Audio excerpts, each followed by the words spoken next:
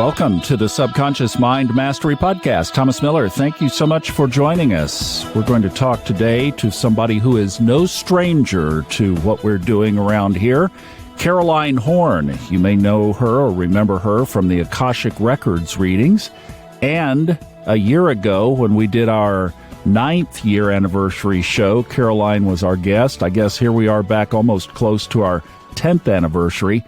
And Caroline is back with us again, actually for a couple of episodes that she's going to be in here coming up. And just to give you a heads up, I have a Fred Dodson interview in the can, so I'm expecting that to be the next podcast after this one.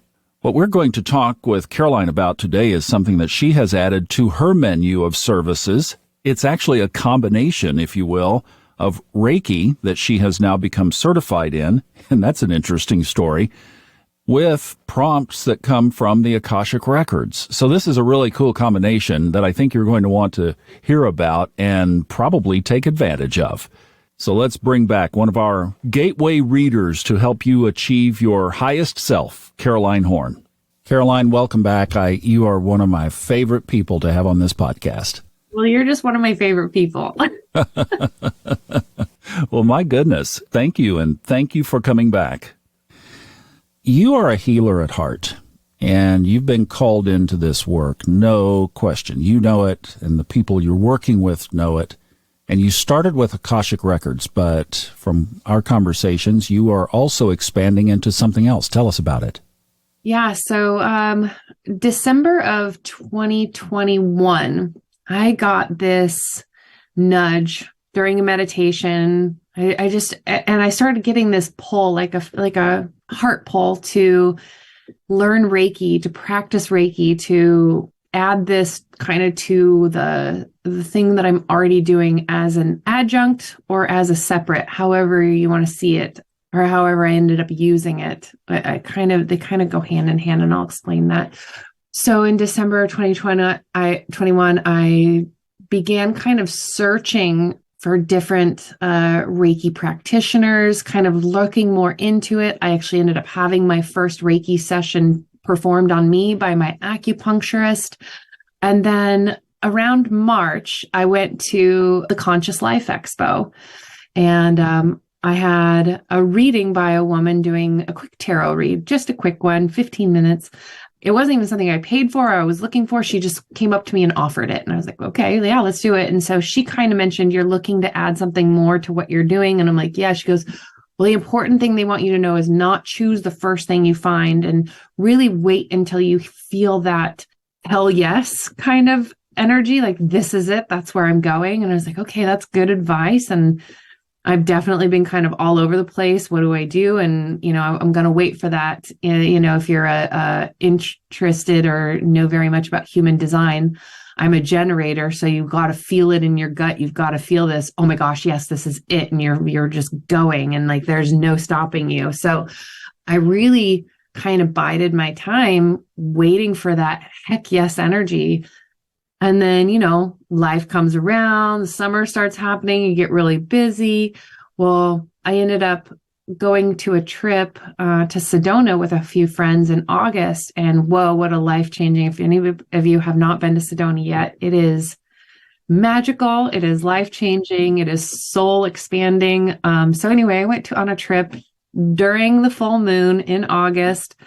During many, many lightning storms every single day. There was just so much electric, spiritual, magnetic, all the things. There's so much energy in the air. But while I was there, I saw a hypnotherapist who did a between lives hypnotherapy regression session with me.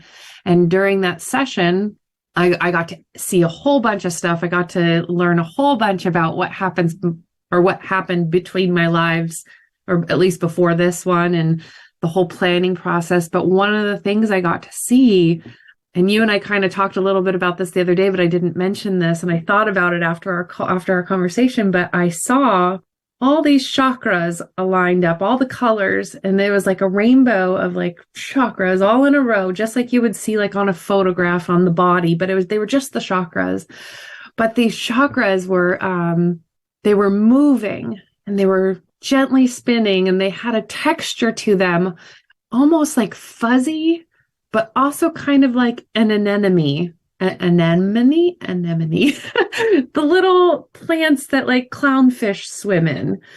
So it was moving like that, like the anemone, but they were almost like a furry, soft texture. And I went over to these chakras and I'm just touching them. And as I'm seeing them and I'm touching them, like, and I'm in this hypnosis, I know exactly what this is saying. Like, it's telling me like we're giving you the connection to the chakras. Like, this is what you're coming for. This is part of what, and you need this. And so it was like them allowing me to get in there and really connect with each of these chakras in the ether.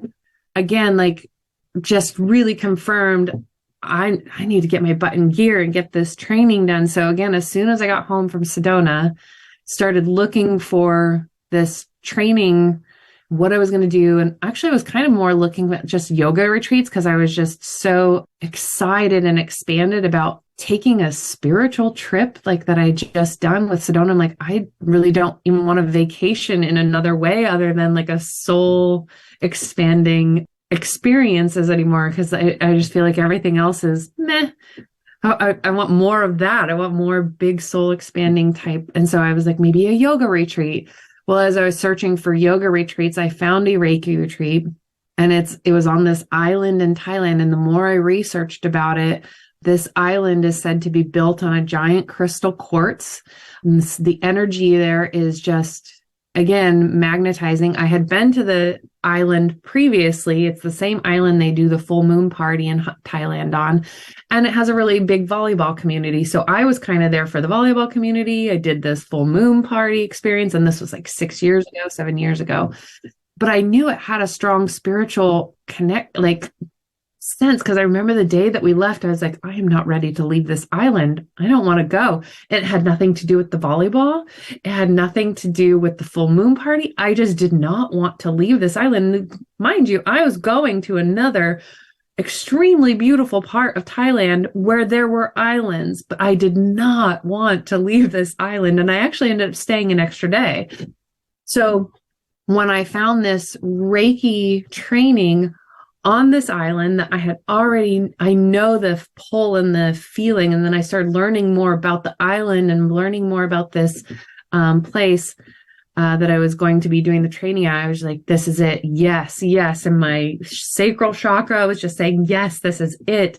And so I booked it. And I went to Thailand in November and did the training. And I feel so blessed to have been there during that specific time frame, because my Reiki trainer, I don't even know how to put into words how beautiful her soul was.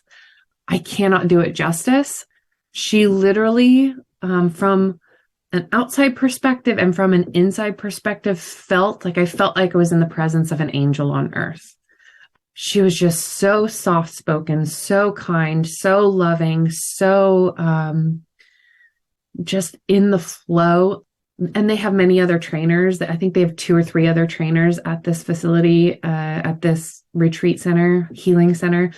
And I just felt so lucky that that was the person that I got to work with, because I don't know that anybody else would have had such a impressive impact on me. But so that's what I've been doing since I came back from Thailand. And of course, you initially start working on friends and family and people that you're kind of guided to. I've been involved in some like women's circles and offered some Reiki sessions to them. And I've had some clients purchase them on the website. But so that's what I've been doing.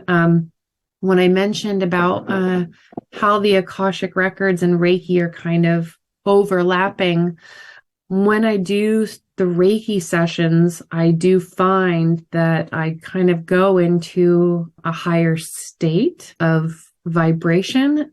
And because I'm already used to connecting with the Akashic records, once I'm there, I do get lots of messages for people similar to the way that I do within the Akashic records when I'm doing Akashic records readings. So the beautiful thing about Reiki is only am I able to offer spiritual, emotional, physical healing through Reiki and through that universal life force energy, but I'm also able to bring messages of healing that I'm getting while doing the Reiki that are similar to the messages that I get through Akashic records. So it's like I really have bridged both of them and intertwined so that, I don't know, my Reiki patients get a lot of healing, they get to relax, and they get some messages. So it's been really beautiful.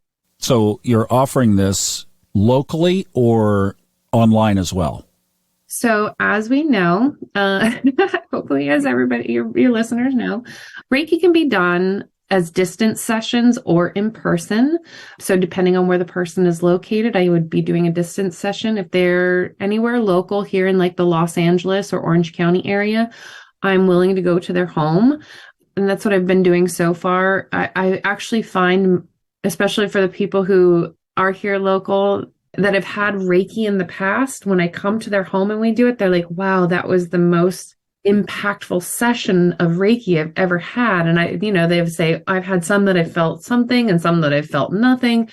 But when you came to my home and we did this, I was getting all these messages. I was seeing all these things. I was just feeling so much. I was feeling tingles all over So I feel like when people are in their home environment, it allows them to be more at ease, at peace, relaxed, and allowing of the healing versus if you're like, and this was my experience when I did a Reiki session with my acupuncturist, like I was racing to her building for my appointment. I got there, I'm changing out of my clothes to get the acupuncture put in all the stuff and put it in my back. And then I'm still just like, I'm just frantic and racing and really busy. And then I've got to calm down and accept this healing. And I'm sure the healing was working. I don't doubt that it was working. But for me, I wasn't really feeling a lot because I was still such in a hurried, rushed energy state of being, state of frequency, versus the nice, beautiful thing about going to somebody's home is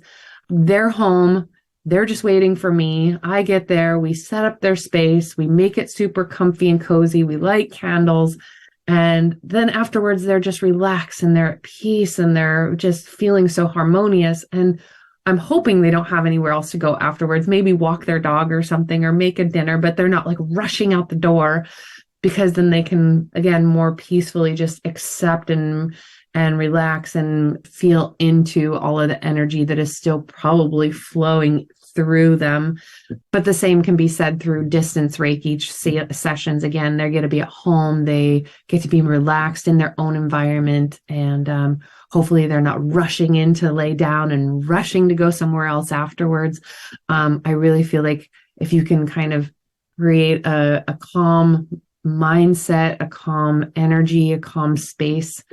I always tell people, kind of prepare for your reading or your session maybe 30 minutes ahead of time. Stop looking at social media, stop watching TV or the news, maybe put on some frequency music, light some incense or Palo Santo, and really just kind of calm yourself beforehand so that you're open and we can connect in that level. So I do distance Reiki sessions as well as in person here in Los Angeles.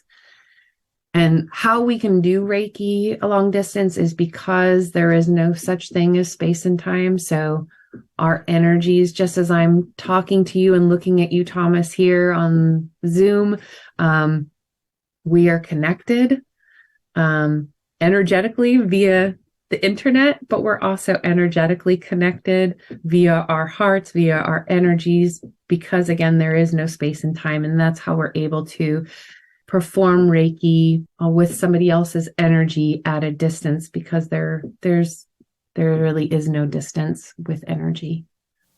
I was going to ask, Reiki at its core is basically moving energy around various points.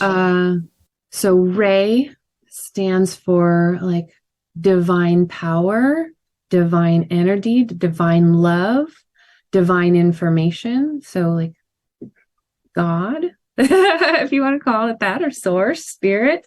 And Ki similar to like your chi, is like your life force energy. So we're taking God's love, God's wisdom, divine love, divine knowledge, and life force energy, and moving that life force, love, and energy through another person, through me to you.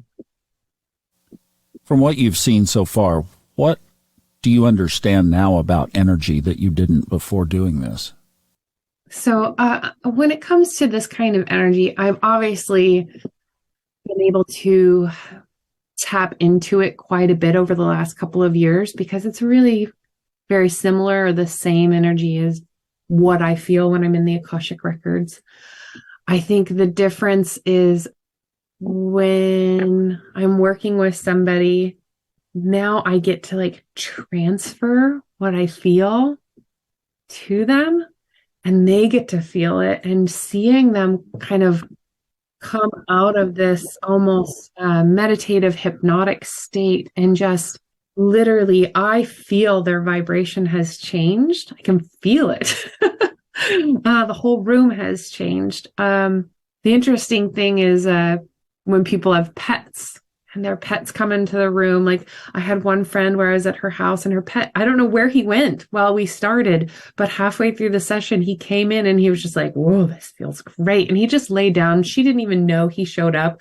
He just laid down beside her on the opposite side of where I was working. And he just like zoned in. He was like, this is beautiful. But I love seeing animals tune into it. And then again, I think people who don't work in this energy frequently, they're just like, oh my gosh, I feel so peaceful. I feel so just calm.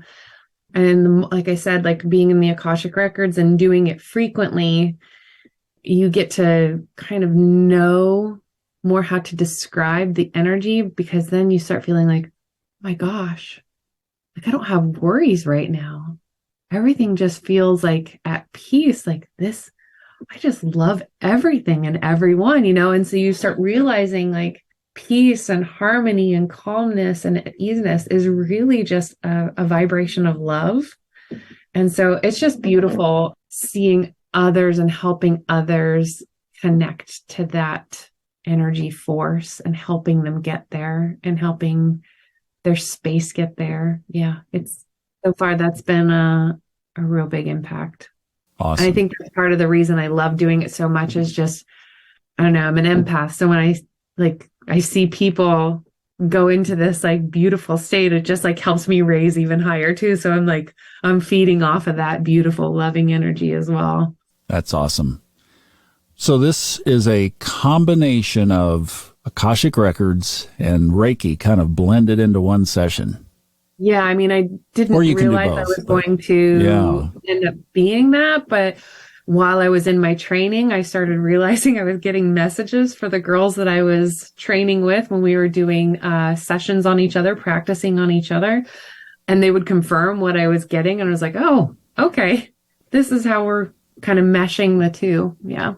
So it's not like a full Akashic records reading, but it's more about like what I'm energetically picking up from like your body and your chakras and things happening and what your body wants and what your soul is asking for, versus I feel like with an Akashic records reading, people are more able to ask questions kind of all over the place. Yeah. So, but they definitely are intertwined and overlapping for sure. So you're more in tune with the person doing this than you would. The Akashic records reading is more, I guess you're saying mental, because you're asking and answering questions. This is connecting with the Reiki, their chakras, moving the energy around. Yeah. And the Akashic records are coming through as they do. And I'm not asking questions so I'll say that some people ask questions that the Akashic record really don't care about. They're doing it because it's fun, like it's interesting, like tell me about my past lives or something like that. And they're just wanting to do it because it's like silly and fun and lighthearted. And that's fine. We can do silly and lighthearted and fun, but they're like, that's not what you come to the Akashic records for. Like we come here for like real soul level answers and questions to answer, or answers to questions. And so they'll answer those things, but then like if it kind of keeps going on and on and on with just like for fun questions, they're like, okay, let's move on. Like this isn't what we're about, so I feel like Akashic Records readings can kind of flow into the for fun part, versus the Reiki it's all about like the business. Like, what do I need? What does my body want? What does my energy want? What does my spirit want? We're not veering off course, I guess. Well, I know that you have a new website, or a fairly new website, and we have a link to that on the Fun Astrology page down there in the shop, kind of where the readings are. But tell people your website, how they would get a hold of you, and what you're offering. Yeah, so the website is called theakashayana.com, and I'll spell that. It's the Akasha, Akasha, Yana, YANA.com. I'll just give you a little background on that name. Again, that name came to me through a meditation. Yana in the Buddhist religion, yana means like path or journey or a way to. So Akashayana basically is a path or journey. It means path or journey to enlightenment. That's what yana is. So Akashayana is your Akashic journey, or your journey through the Akasha towards higher enlightenment. That was kind of why I chose that name for the business. For Thomas's listeners, I'm offering 30% off of any of the readings. So you just enter a discount code, and it's Thomas30, and Thomas is all in capital letters.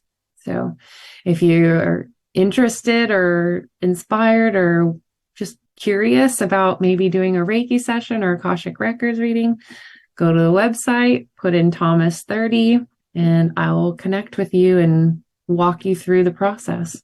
Awesome. Thank you for that. Yes, you're welcome. Appreciate it.